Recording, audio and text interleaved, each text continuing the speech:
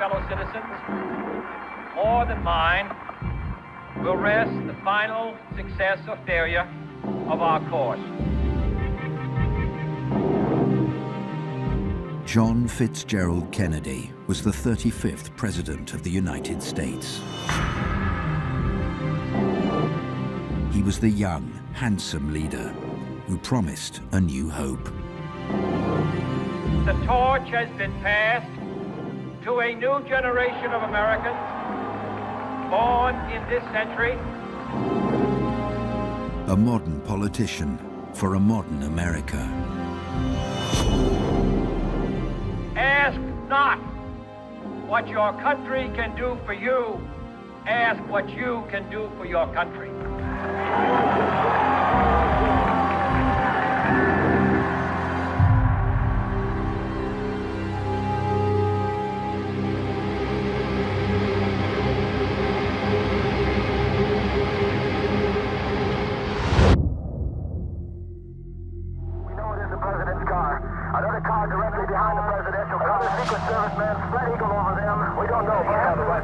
However, the life of JFK is so often defined by his death. The President of the United States is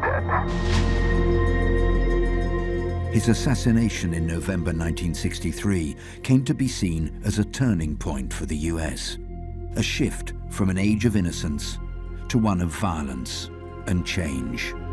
JFK himself was transformed from man into legend.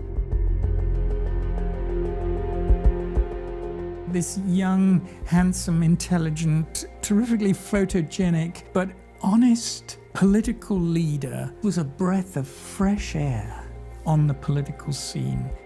I can't think of any other leader in a Western democratic context who developed such a fantastic image. For a college boy to give his brand label, to invent a new way of being a politician and a new kind of marketed politics, this was revolutionary. This reading of history can disguise the fascinating and contradictory man behind the myth. Jack Kennedy never performed very well at school. He was clearly gifted, but he really scraped by in his final grades. He was the walking textbook of illnesses. It's astonishing he survived childhood. People sometimes assume that it was almost accidental that JFK happened to have been in Berlin in 1939, a few days before the declaration of war, that he'd been to Palestine, that he'd been to Indochina. But it's clear from the diaries he kept, that was what excited him about the study of politics. There's this quality of hope and admiration and optimism that he projected that really inspired people, and something about his personality that continues to interest and engage people. JFK was recognized by millions, but known by few. This program will explore the making of a president.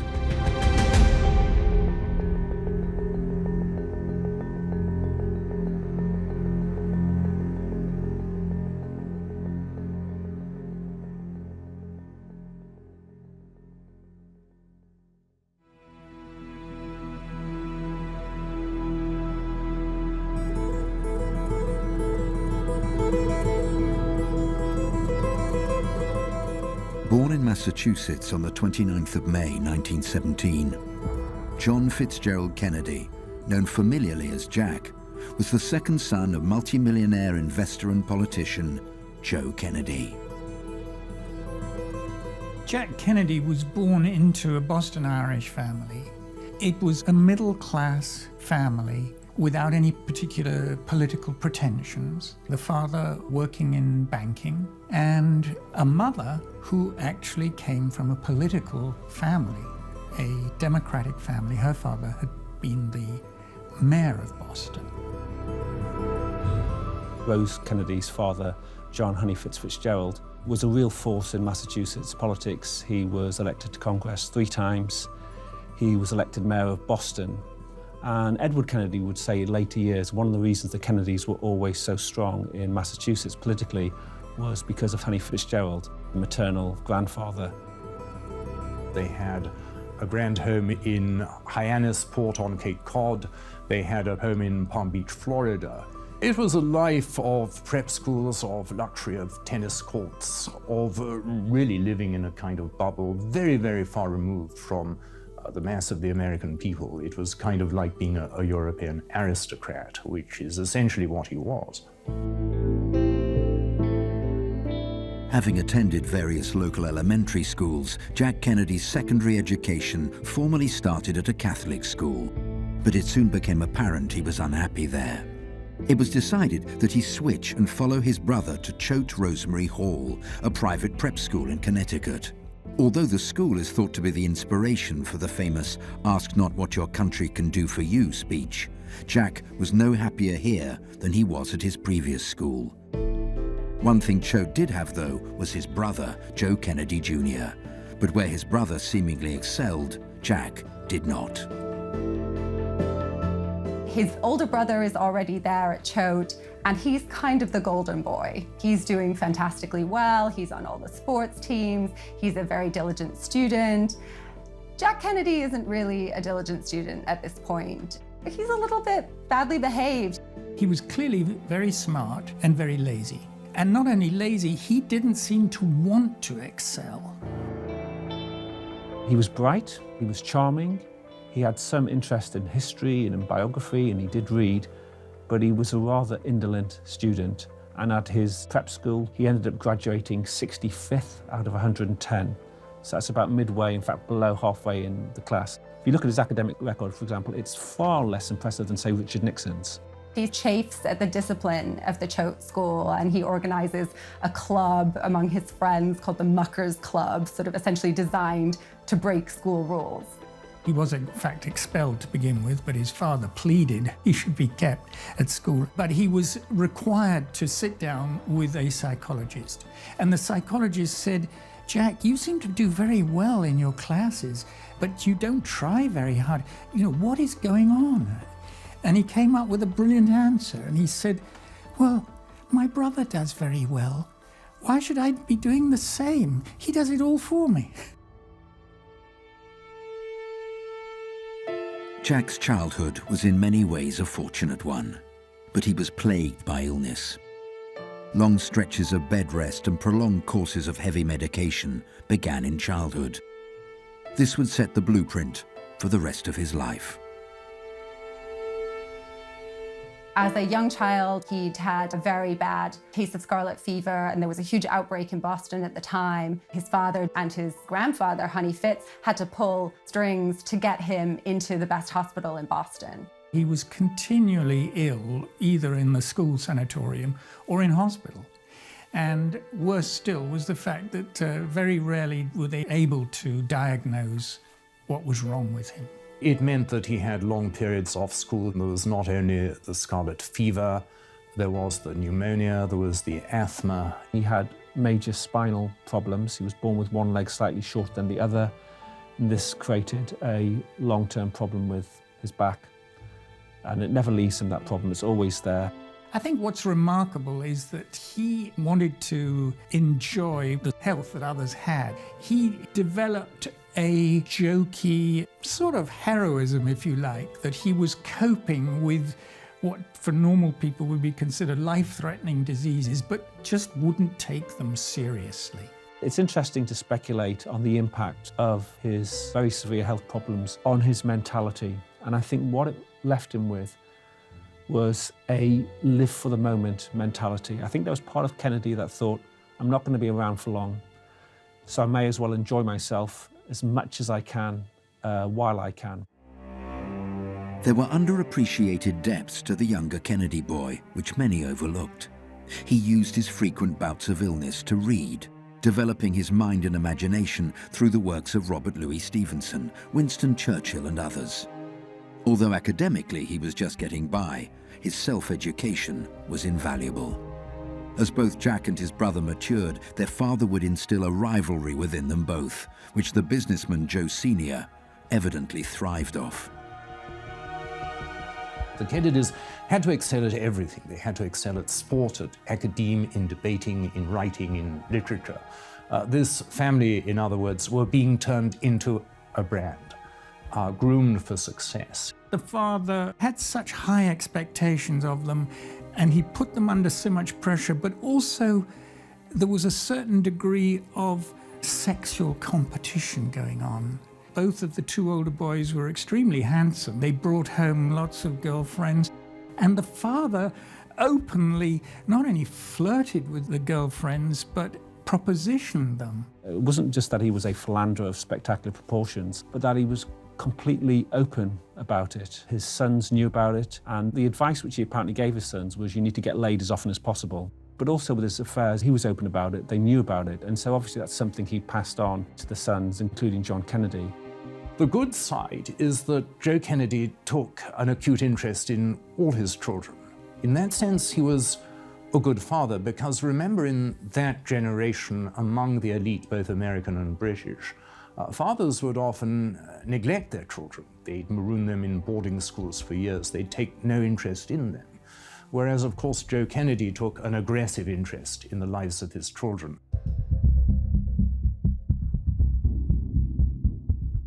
Jack would complete his studies at Choate, and although his grades were nothing special, he still managed to gain entry into Harvard. But it would be that summer where the real education of Jack Kennedy began. Coinciding with his father's appointment to the ambassadorship to Britain, Jack would begin a number of trips to 1930s Europe. The political tensions and shifting of power fascinated this young American. He would witness some of the 20th century's most historic events firsthand. These visits would inform his future in ways he could never imagine.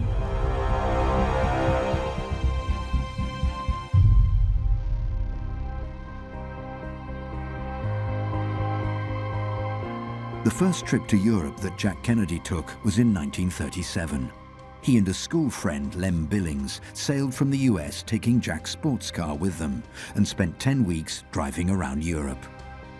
The following year, in 1938, Joe Kennedy Sr. was appointed US ambassador to the United Kingdom by President Roosevelt. Jack again made a trip to Europe, but this time it wasn't explicitly for pleasure. He traveled to England to work in the embassy, where he would get his first taste of the inner workings of politics. This showed him the international scene of global high politics and what could follow from them. It was an extraordinary kind of education, because his father, you see, had not only a front row seat, but his father had a unique position in relation to the government of British Prime Minister Neville Chamberlain. So we're not just talking about any ambassador's son. Joe Kennedy was at the vortex of European events in the late 1930s, and he was a major actor on that scene.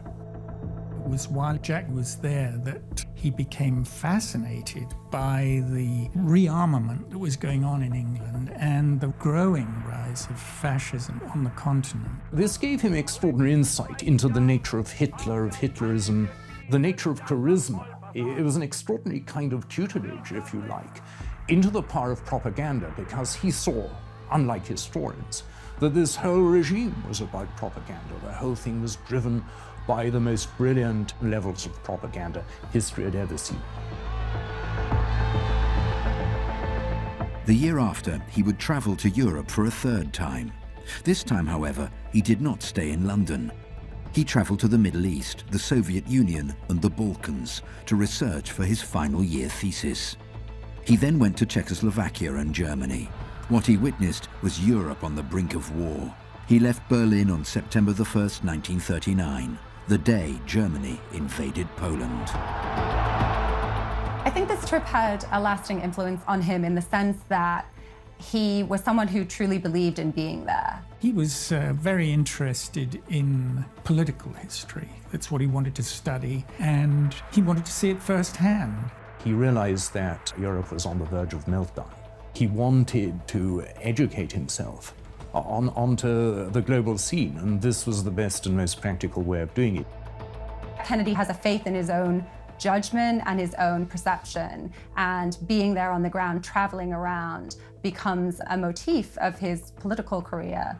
Here was an opportunity where he could actually visit these countries simply with his passport and a letter from his father as the United States ambassador to Britain. Jack returned home and started to write his dissertation. Thanks to his father, it would be a work which would live beyond the realms of his Harvard studies.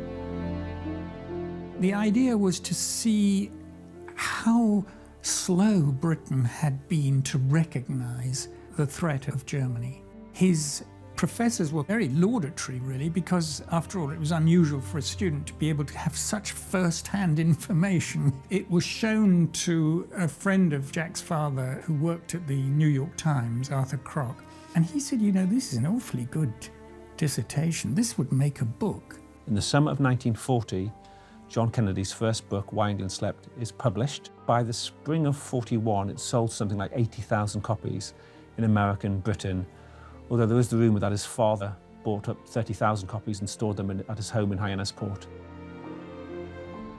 For the United States, which was still a neutral country, but looking at what was happening in Europe, this seemed almost like a wake-up call.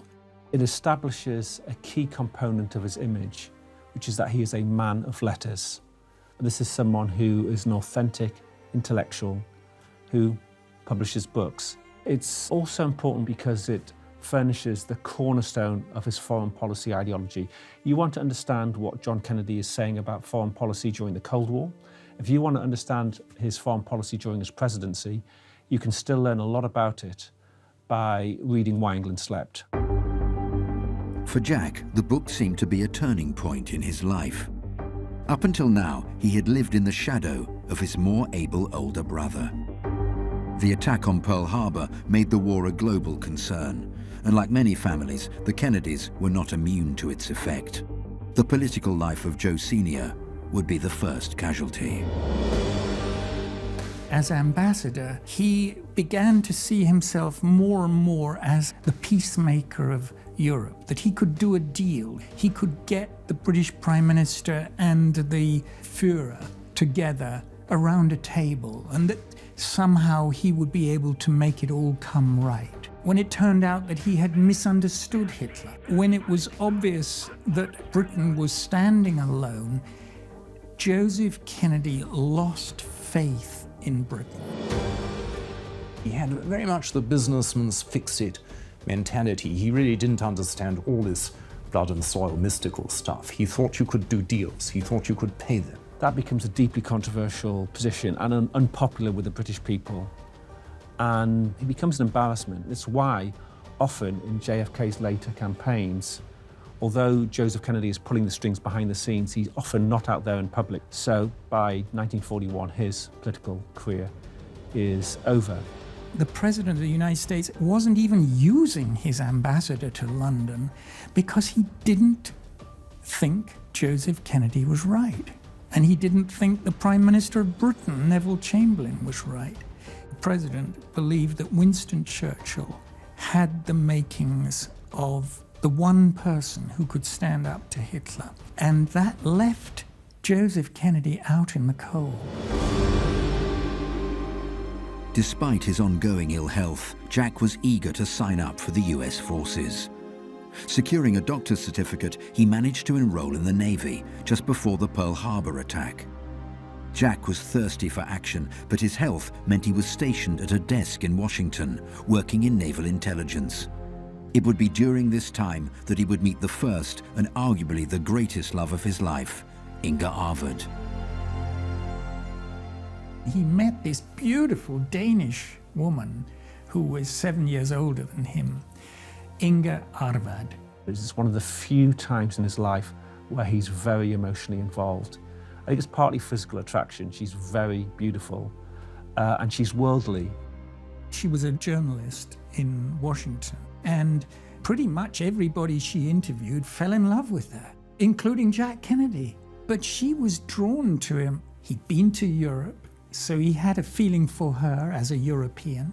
He was fascinated by politics, and the fact that she had interviewed Hitler and Goering before she left Europe, that made her very special in his eyes. The trouble is that Adolf Hitler adored her. The Führer had said that she was the ideal Aryan woman. She was really seen in Washington as a kind of Mata Hari, and she was feared.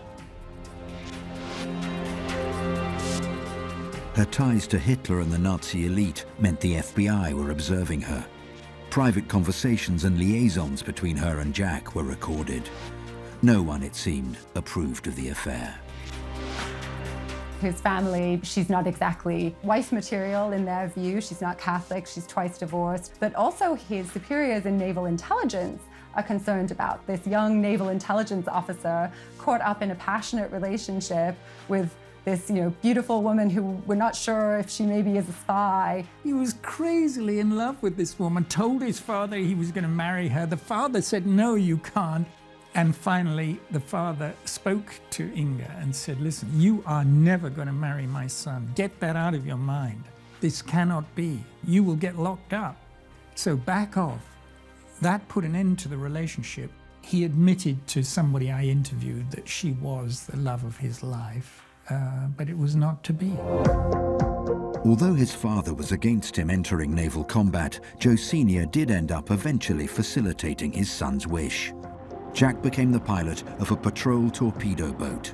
These boats were small and ready for combat.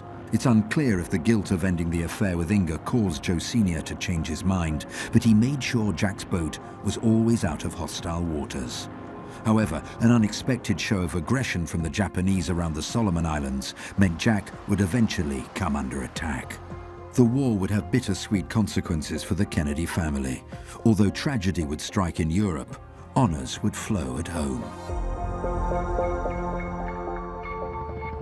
On the night of August 1st, 1943, while performing routine patrols with two other PT boats, Jack spotted an enemy ship. Before he could react and attack, his boat was rammed and sliced in two by the Japanese destroyer. It's in the middle of the night. They don't have proper radar.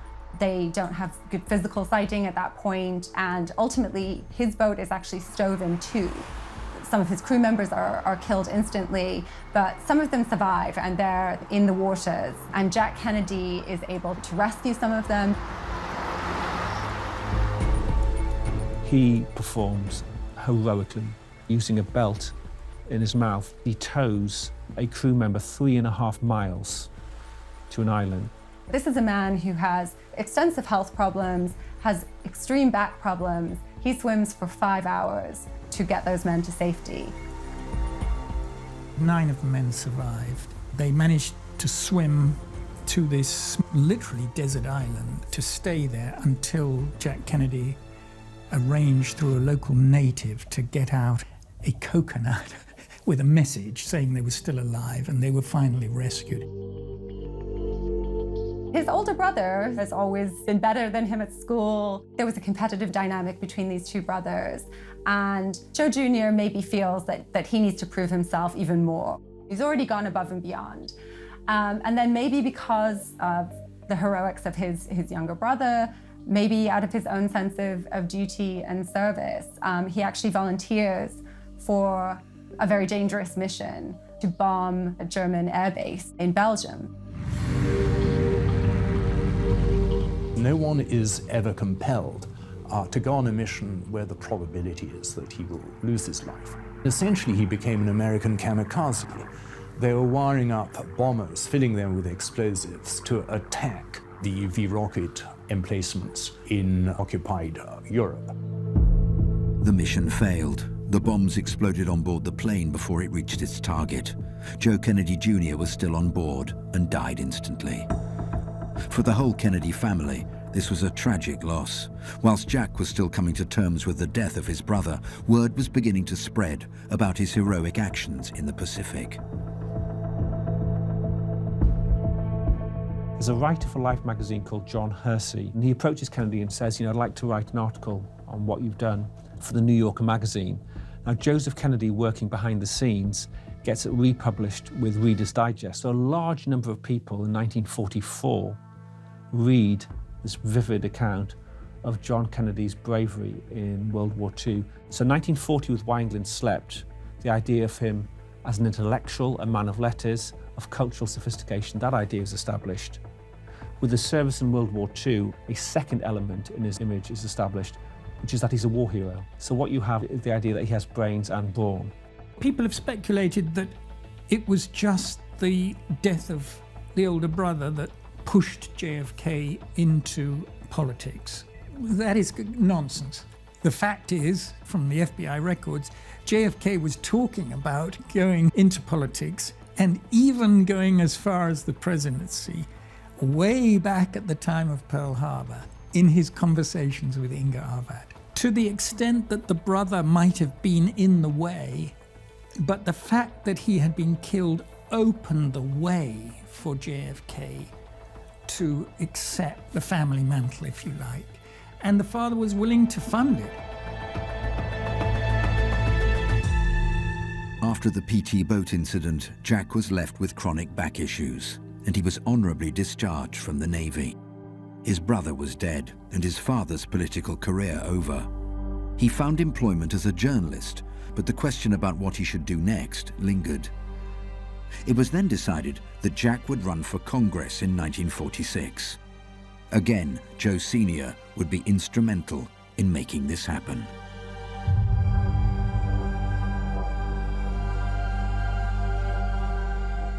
He will run for Congress, and his father helps make that happen by inducing local Democratic congressmen to vacate his seat and run for mayor of Boston instead. It's not a shoo-in for Jack Kennedy, though. He doesn't necessarily have strong ties in the community, so they have to start really building connections in Boston. Behind the scenes, Joseph Sr. is spending huge amounts of money. A typical amount of money for a congressional candidate in 1946 would have been something like $25,000. Estimates are that Joe Kennedy spent at least 10 times that amount, at least $250,000, maybe $500,000. What JFK understood was the imagery of politics would transform the business. His father was an expert in that field, so between the two of them were able to change the course of American politicking and campaigning. Joseph Kennedy hired 2 advertising agencies to promote Kennedy's campaign. So these advertising agencies would contact the media, they would polish his speeches. He even hired a billboard specialist who put up 90 billboards around the city, Boston. And so it's an incredibly slick campaign. The fact that he was facing such ill health did make him aware that he could project an image that could cover that up. He had a certain shyness, a certain modesty, which allowed him on camera to come across as youthful, handsome, thoughtful, compassionate, and all those things were genuine. The campaigning paid off, and in November 1946, John F. Kennedy won the seat of the 11th District of Massachusetts. But he soon realized that the life of a congressman might not be all that he'd expected. Now, the truth was, as a congressman, he wasn't impressive. He was quite lazy, he used to party a lot, he was also ill a lot, and he often wasn't there. But he didn't have an outstanding reputation when he's in the House of Representatives. Actually, he found it very boring to pursue the interests of working-class Bostonians, to defend their rights was an honorable activity. But ultimately, it was the world stage which interested him. It was the great questions of war and peace. It was the macro struggle between communism and democracy, because he saw things on a global template, not just the little workings of the internal parish.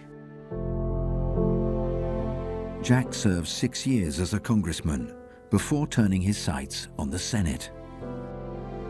His intent, I think, always was to go for a Senate seat, but of course he was very young. In a state like Massachusetts, it was going to be a huge battle, and many people said, don't try. They decide that this is the time to run for the US Senate. And he'll be running against Henry Cabot Lodge. That campaign was run in a kind of modern, slick way. And what's also important to note is that in the campaign against Lodge, Kennedy's views on foreign policy on the Cold War were probably more hardline than Lodge's.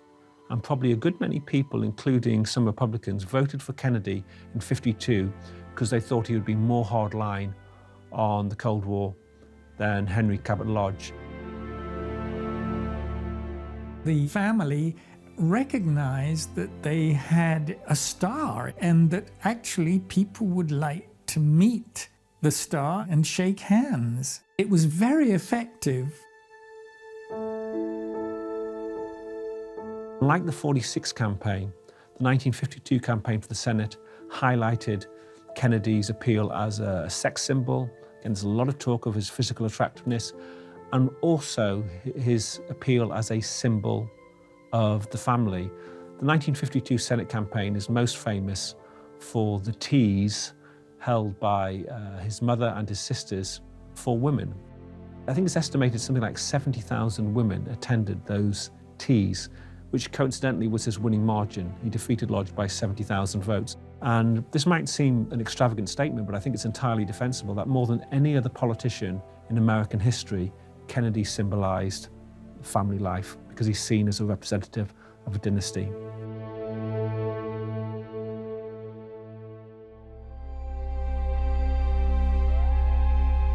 The image of John F. Kennedy was something that had been worked on and honed. He was the academic, the war hero, the family man, and thanks to the Tea Parties, older women wanted to mother him and younger women wanted to marry him. Before his Senate victory, though, his reputation as a playboy was becoming problematic. His father agreed that what Jack needed was a wife. When John F. Kennedy runs for the US Senate, he's a bachelor. He's obviously had a lot of relationships with women over the years, but he's never gotten married. And he enters the US Senate in 1953 as a single man. There's an article in the Saturday Evening Post headlined, "The Senate's Gay Young Bachelor." And there's a lot made of his marital status. Now, at that time, he'd actually already met Jackie Bouvier. They'd been introduced at a dinner party in Georgetown by a mutual friend. There was certainly a strong element of mutual attraction. There's an article in Life magazine in the summer of 1953 with the headline, "Senator Kennedy Goes A-Courting," and a picture of him and Jackie Kennedy on a sailboat. And it's a very glamorous image. So it's a private matter, but it also affects JFK's image. Jackie Kennedy had unique gifts. She was a remarkable woman, highly intelligent, highly insightful, a very, very good foil to him. Similarly, they'd both come from very troubled backgrounds. Her father had been a chronic alcoholic, her parents divorced when she was 12. So there was a kind of mutual sympathy, a mutual understanding. It's unclear if Jack really wanted to get married, if he really saw himself as a marrying man. Certainly, he appreciated freedom in his romantic life. But it's his father that basically, with a little bit of political calculation, says being the Senate's gay young bachelor isn't going to cut it for very long. And if you want to be president, you have to have a family, and you have to have a wife, and the political image is important. And Jackie Bouvier fits all of those criteria for being a political wife, and a political wife to a prominent Catholic politician. He had always built up the family as a brand. Remember, in those days, most men were married at 22. To be unmarried at 35 raised certain questions. Were you a serial philanderer? In this case, true. So it kind of, if you like, embourgeoisified the Kennedy label. They were anything but bourgeois. They were very wealthy bohemians. But this turned it into something much more palatable, much more acceptable. You can't have a king without a queen. You can't have a prince without a princess. And here she came. Jack and Jackie married on September the 12th, 1953 at St. Mary's Church, Newport, Rhode Island. The young senator was no longer a bachelor. From the outset, the marriage was troubled, both parties conducting illicit affairs. But the thing they both worked towards and understood was the image. Projecting the notion of a happily married couple was paramount. She was pretty perfect in terms of the senator's wife and the prospective presidential nominee's wife. But as to their actual relationship, I think the honest truth from all the people who were very close to them was that this was not a love relationship. One of the interesting things about that relationship is that she was aware of his womanizing.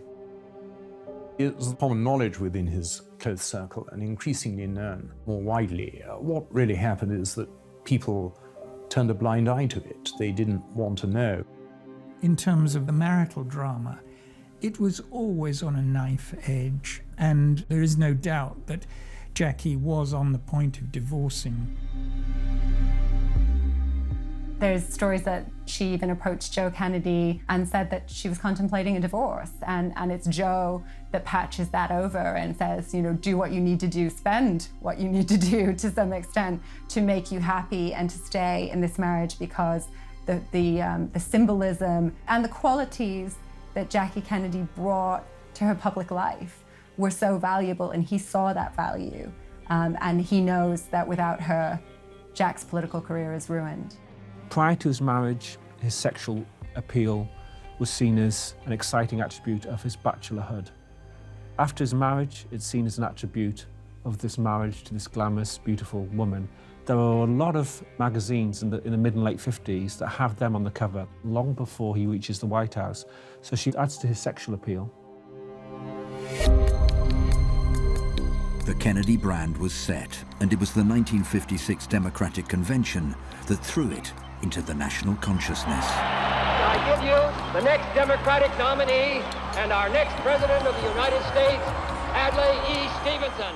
Jack's televised speech gained so many supporters that he nearly found himself as the running mate of Adlai Stevenson. Had he won, his future presidential hopes would most certainly have been dashed.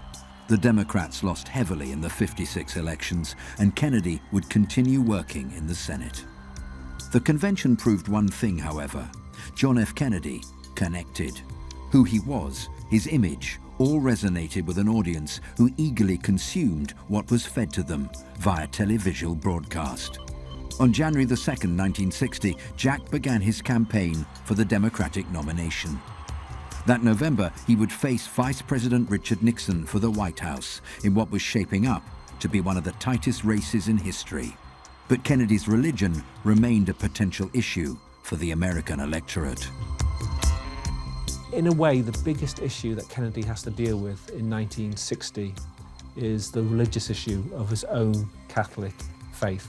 No Catholic had ever been elected president. What some Americans felt was that a Catholic president might owe their allegiance to Rome, to the Pope, to the Catholic faith, rather than to the United States and the American Constitution. So this is a major issue that Kennedy has to deal with, and I think initially he'd rather not talk about it. By the time they get to the West Virginia primary, in the spring of 1960, he decides to tackle it head on. He gives a speech before the Ministerial Association of Greater Houston. So this is an organization of Protestant ministers. And he gives a speech to say, I'm not a Catholic candidate for president.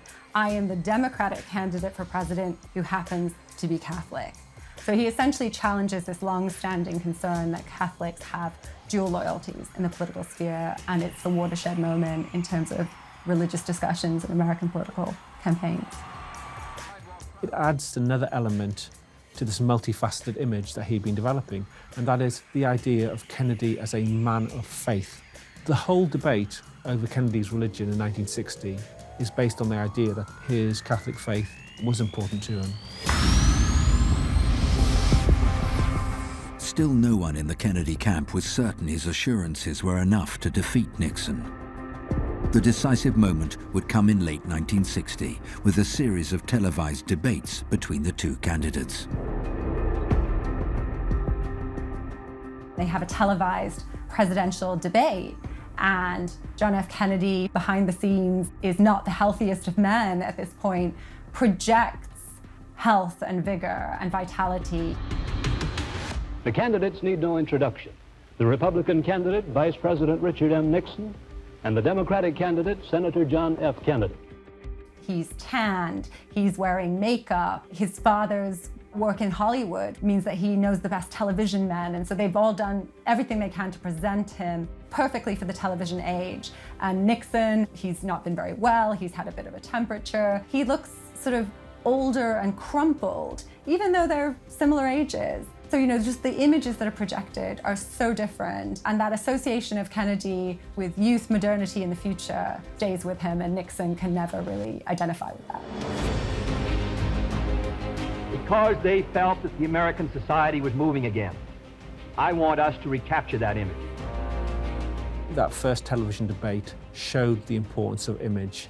The overwhelming majority of people who watched that debate on their television sets thought that Kennedy had won comprehensively. People who listened on radio thought that it had been a tie, which says everything about the importance of the visual image. Before that first debate, Kennedy was behind in the polls, narrowly, but he was behind in the polls. After the first television debate with Nixon, Kennedy moved ahead in the polls, and he stayed ahead.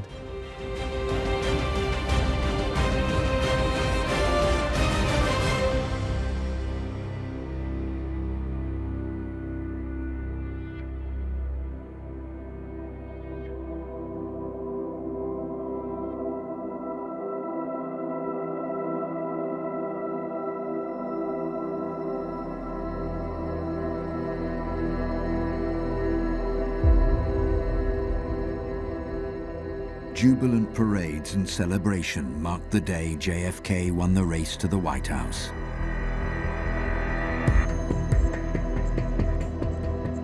But for the man they were cheering, this signaled the beginning of the end.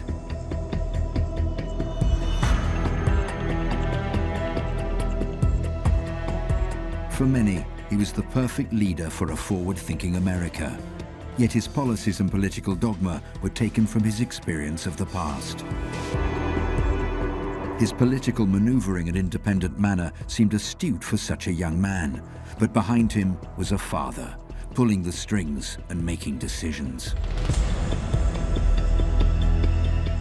What made this sickly prep school boy from New England stand out, however, was his image. He was everything to everyone and became the blueprint for a new form of politics. All these factors were carefully crafted together in the making of a truly modern president.